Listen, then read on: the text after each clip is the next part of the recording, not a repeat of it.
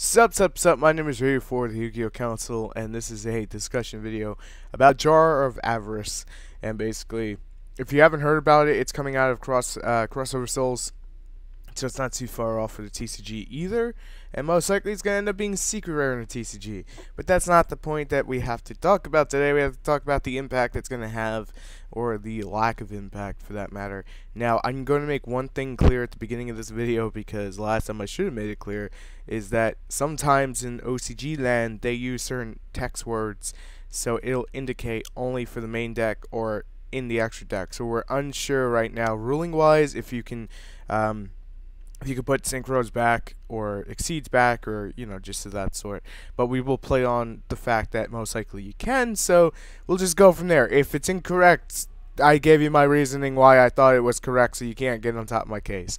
So let's read off the effect real quick for people who are still new to this card. You target 5 cards in your graveyard, or didn't want to read the screen. Target 5 cards in your graveyard except this, and you shuffle all 5 into the deck. Doesn't matter if the spells or traps, nothing. They go right back in. And you draw 1 card. You can only activate 1 Jar of Avarice per turn. Now, I think this works extremely well with the Transmigration Prophecy, because then you can use the Transmigration Prophecy to put this back, and you have an endless recycling deck. But here's the problem. This is great because it pretty much seems balanced, and I know some people are like scratching their heads like, Ryu, how the fuck do you see that balance? You're putting 5 cards back, and you're netting 1 off it. Well, your deck goes basically 4 more cards than it was. Yeah, you could put Snatch Steal back, MST. You put back the power cards, Raigeki and Judgment Dragons and BLS and stuff from your extra deck, as long as that's a legal thing. Synchrons for days. But as great as that is, none of those cards are really searchable. You have to be able to search them back out, or you have to draw into them. Yeah, it gives you a potential to draw into them, but here's the thing. We're in such a fast game state right now into the TCG that it's hard when this comes out to say, okay, we're just going to make the shift and seem to go slower. I don't think that's going to be the case. I think it's still going to be in a fast format. This is a great mid to late game if it gets into a grind game. That's the problem. If it gets to a grind game, it may not always get to a grind game, because some games may end in 2 to 3 turns. And by ending 2 to 3 turns, where's the real use of this card? When we first see it, we're going to instantly think, holy shit, this is like amazing, because Konami just wants to give us a Pot of Avarice, thing. But this is much slower than Pot of Avarice. It's a trap card. It's got to be set. It can be trap stunned. It's not basically, it's speed spell 1, and it just, it could be much better.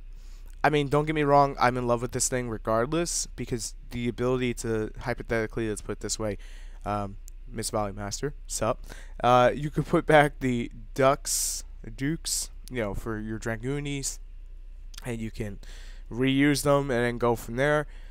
Now, I mean, there's some cards I'd probably put back more than others, like the ability to put back Xeric Sign and Harpies, and then go +3 more, and you still have 2 other cards, and you still gain that 1. That's something I could see this, but I don't even think Harpies would touch it, because they got to run everything else. They have their new, I forgot the name of it.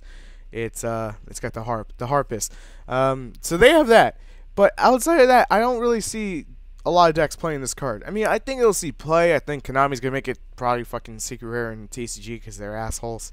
Yes, I said it that way. And we'll be having a full-blown discussion on the rarity boost, because it just needs to happen. I mean, artwork-wise, it looks funny as hell. Not gonna lie, I'm laughing at the artwork. Like, it's got fucking some blue gem as a nose. It's priceless. Oh no, it doesn't. That's its mustache. My apologies. I'm getting weird about this now.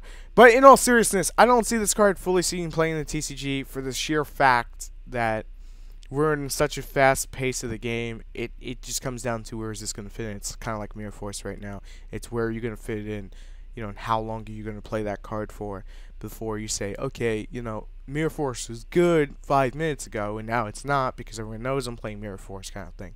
So it's something to take away from this. But let me know what you guys think about Jar of Avarice. Will you play it? Do you have a deck you want to play it in?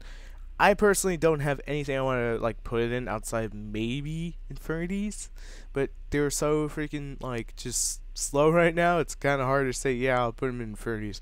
Hopefully, we'll be able to shuffle back from the grave the Synchron monsters. You know, the Synchro monsters. If that's the case, this card gets a lot better for Synchro decks. But with Konami, you never know, especially in the OCG, because the way they word things, that if it says extra deck or it says deck, that's something to take away from this.